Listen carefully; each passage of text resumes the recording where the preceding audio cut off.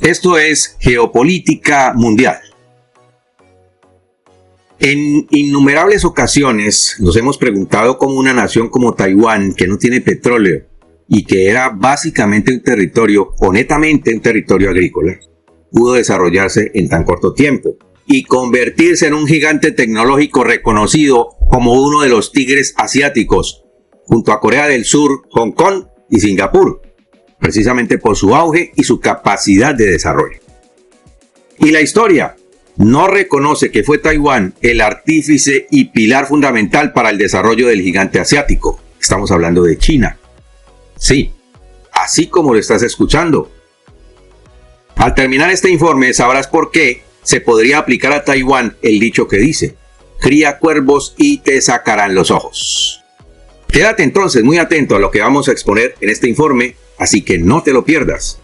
Te contamos lo que nadie está diciendo, por eso te invitamos a quedarte con nosotros hasta el final de este informe para que puedas sacar tus propias conclusiones y no esperes a que alguien más te lo cuente. Si no te has suscrito todavía a nuestro canal y si te gustan esta clase de informes, te invitamos a que lo hagas ahora y a que active la campanita de las notificaciones para que no te pierdas nuestras próximas publicaciones. Igualmente, puedes seguir dándonos tu apoyo y haciendo tus donaciones para el mantenimiento del canal a través del icono del corazoncito que está en la parte inferior de este video. Y muchas gracias a todos nuestros queridos donantes. No olviden que su apoyo y sus donaciones nos ayudan a mantenerlos oportunamente bien informados. Bienvenidos al análisis de la geopolítica mundial. Iniciamos. El notable recorrido de Taiwán desde una nación autocrática y en dificultades socioeconómicas hasta una democracia floreciente e industrializada puede atribuirse a varios factores clave. En su relativamente breve existencia como Estado independiente, Taiwán ha conseguido dos extraordinarios logros. El primero es su asombrosa transformación económica, al pasar de una sociedad agraria a una potencia industrial y tecnológica global. Y el segundo, experimentar una metamorfosis política trascendental, derrocando a un régimen militar violento para establecerse como una de las democracias más inclusivas y abiertas de Asia y de todo el mundo. El modelo democrático de Taiwán es un modelo particularmente volcado hacia el desarrollo de su propia sociedad, a través de la educación y a través del apoyo para que sus habitantes desarrollen sus industrias y empresas de alta tecnología. El importante progreso de su sistema democrático le brindó al pueblo taiwanés el privilegio de seguir eligiendo libremente a sus presidentes y acaban de elegir a William Lai el sábado 13 de enero de 2024. Pero ¿cómo llegó Taiwán a su estado actual? Antes de profundizar en el análisis, tomémonos un momento para examinar brevemente su historia ocurrida antes del año 1949, que es cuando culmina la guerra civil. No sin antes hacer la siguiente pregunta: ¿cómo logró un grupo de jóvenes ingenieros transformar a Taiwán en una fuerza dominante en la producción de microchips? La respuesta la vamos a tener en lo sucesivo de este informe.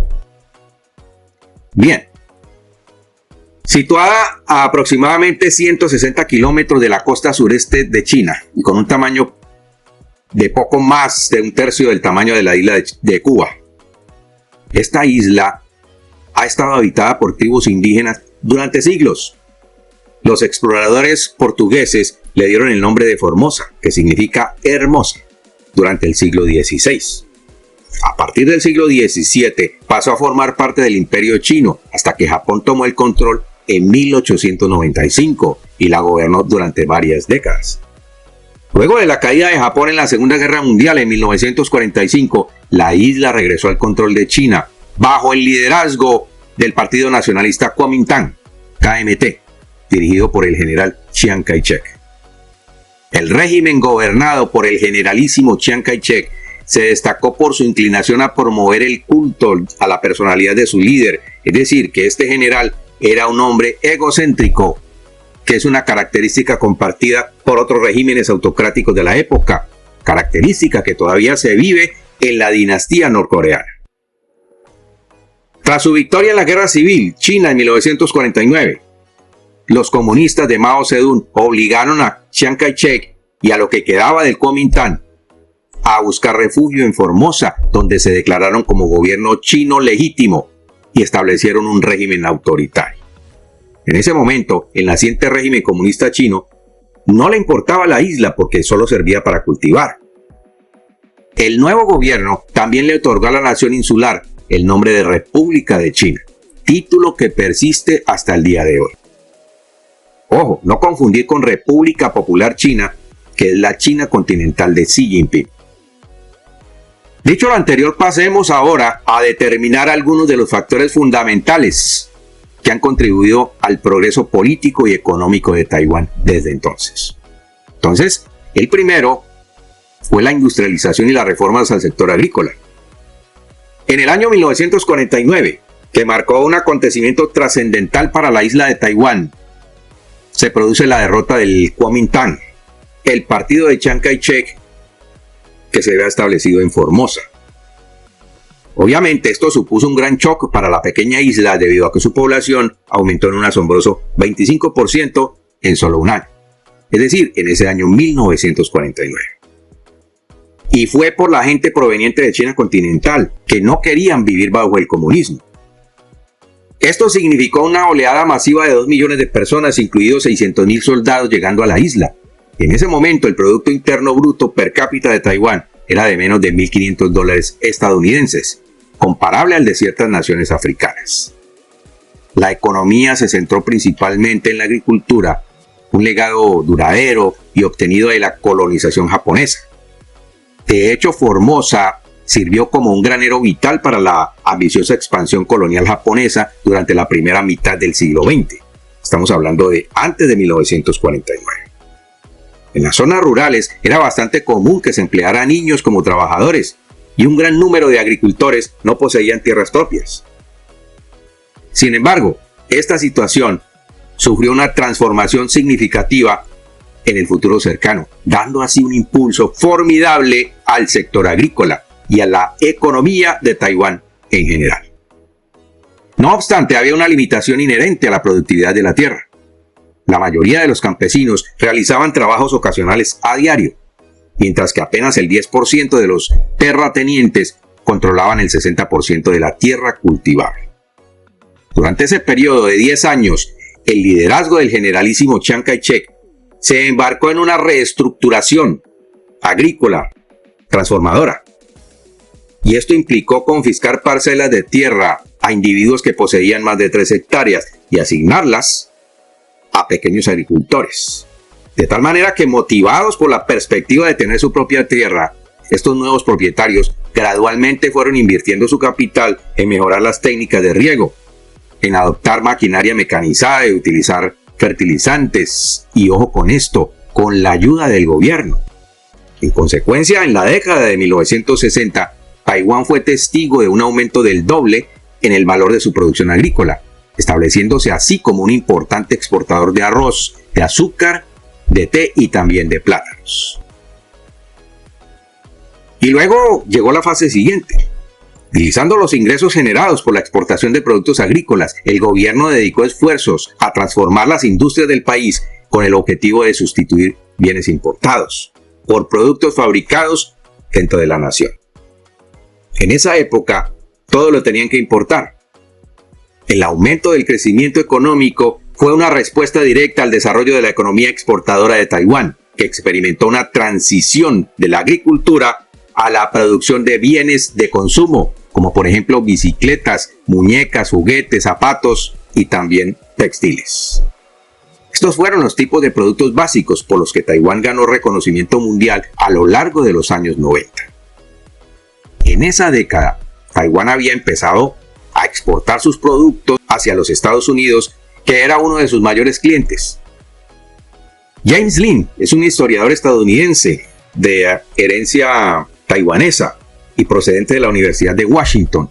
Él aclaró estos acontecimientos en una entrevista y dijo lo siguiente: para captar la atención de los inversores extranjeros, el gobierno implementó medidas como imponer impuestos a los bienes importados, brindar beneficios fiscales a las empresas que realizaban ventas internacionales y establecer la primera zona de procesamiento de exportaciones de Taiwán en 1966. Esta zona ofrecía varios servicios a bajo costo y actuaba como una especie de zona franca. Al mismo tiempo entregaba tierras, recursos energéticos y mano de obra competente.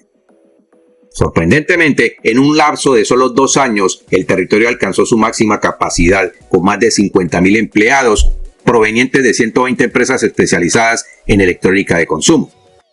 Entre ellas se encontraban empresas de renombre como IBM, Philips y Texas Instruments. Y quiero que guarde lo que acabé de decir, porque en un momento lo vamos a retomar. Es notable observar que solo la zona especial produjo más de 7 millones de televisores al año.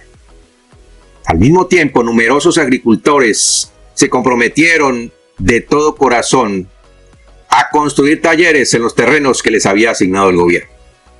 Estos talleres se utilizaban para producir bienes para empresas japonesas, que les proporcionaban los materiales, los equipos y los conocimientos técnicos necesarios a cambio de un menor costo de producción. Taiwán se había convertido en la primera fábrica del mundo y lo hizo mucho antes que China. Taiwán alcanzó su cima como líder mundial en la fabricación de calzado deportivo y de paraguas durante las décadas de 1970 y 1980, al tiempo que emergía como un importante exportador de textiles. El segundo factor fue la educación, que jugó un papel de gran importancia. Para que el país progresara desde su economía agrícola y lograra una rápida industrialización, era crucial tener una abundante oferta de trabajadores calificados. Afortunadamente, Taiwán poseía esas habilidades, y esto puede atribuirse en parte a la influencia duradera de la colonización japonesa. El imperio japonés concedió gran importancia a la educación de los isleños, exigiendo la escolarización primaria y secundaria en Taiwán y promoviendo activamente la inscripción en la educación superior y en las universidades. Según el profesor Lin de la Universidad de Washington, el número de estudiantes matriculados en escuelas de Taiwán se disparó de apenas 10.000 a principios del siglo XX a casi 1 millón en 1945. Durante las décadas de 1950 y 1960, cuando el KMT, el Kuomintang, ya estaba en el poder, los líderes se encargaron de mejorar y ampliar el sistema educativo en todos los niveles. Su enfoque principal estaba en los campos científicos y técnicos, ya que esto ayudaría al avance de la agricultura y de la industria en general. En consecuencia, la formación técnica se convirtió en un componente clave del marco educativo de Taiwán. Y este cambio significativo resultó en el surgimiento de una fuerza laboral educada, compuesta por científicos, ingenieros y trabajadores altamente calificados. Su experiencia impulsó al país hacia adelante, permitiendo a Taiwán ascender en las filas dentro del sector manufacturero mundial. Tercer factor: especialización y desarrollo de microchips de alta tecnología. Durante la década de 1970, Taiwán enfrentó varios desafíos que plantearon obstáculos a su progreso. Las repercusiones de la crisis del petróleo en 1973, la inflación y el aumento gradual de los salarios de los trabajadores taiwaneses, junto con otros factores contribuyentes, disminuyeron la capacidad del país para competir eficazmente en los mercados. En respuesta, Taiwán tomó la decisión estratégica de invertir en un sector que tenía un gran potencial: el sector de la tecnología.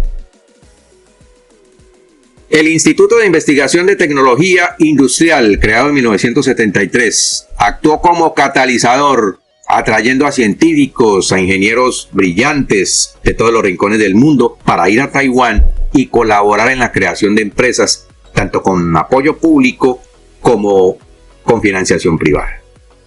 Los frutos de este esfuerzo se hicieron evidentes en 1980 con la creación del Parque Científico de Hsinchu, que se inspiró en su homólogo estadounidense en Silicon Valley. Es dentro de este parque científico donde nacieron algunos de los mayores productores de chips de la actualidad, incluida la mundialmente famosa TSMC, Taiwan Semiconductor Manufacturing Company, una compañía creada por 4 jóvenes taiwaneses. En las décadas siguientes, esta empresa, junto con la United Microelectronics Corporation, catapultó a Taiwán al primer puesto en la industria de semiconductores, representando más de la mitad de la producción mundial de chips de última generación. En 1976, las nuevas libertades democráticas facilitaron el movimiento de capital dentro y fuera del país. En consecuencia, TSMC y varias otras empresas taiwanesas, y aquí está la clave de lo que estamos diciendo, se aventuraron en territorio inexplorado al trasladar una parte de sus operaciones de fabricación a China continental. Una medida sin precedentes dada su histórica enemistad. De esta manera, China continental surgió como el nuevo centro fabril del mundo, luego de Taiwán. En ese momento China, con su economía más robusta y su mayor población, recogió lo hecho por Taiwán y aprendió de su pequeño vecino y logró atraer a las empresas rentables de la isla de Taiwán, de Europa y de Estados Unidos, mediante la adopción de medidas efectivas, es decir, las mismas adoptadas por Taiwán varias décadas atrás. Inspirándose en los logros anteriores de Taiwán, China atrajo a inversores extranjeros con atractivos incentivos como exenciones fiscales, tierras asequibles y una gran reserva de mano de obra barata. El modelo económico que ha hecho a China una potencia mundial fue incorporado desde Taiwán por Deng Xiaoping en 1978. Y es ahora China quien quiere adueñarse de Taiwán. Y fue de Taiwán de donde China tomó su modelo económico. De manera que no fueron los chinos quienes se inventaron ese modelo económico que atrajo inversionistas europeos, pero principalmente de Estados Unidos. Taiwán además desempeñó un papel fundamental en el progreso de China, hasta el punto de que en el año 2005, 7 de las 10 empresas principales exportadoras de productos chinos eran de hecho empresas taiwanesas. Pero resulta que en los últimos 2 años Taiwán ha trasladado gran parte de sus empresas desde China a Vietnam, y estas acciones están dando como resultado la caída de la economía china, porque lo mismo está haciendo Estados Unidos, están haciendo cientos de empresas norteamericanas y europeas, de tal manera que el futuro de China, el futuro económico y su desarrollo están en grave peligro. Y por hoy hemos terminado nuestro informe. Nos quedamos como siempre a la espera de tus comentarios. Que Dios te bendiga y nos vemos en nuestro siguiente programa.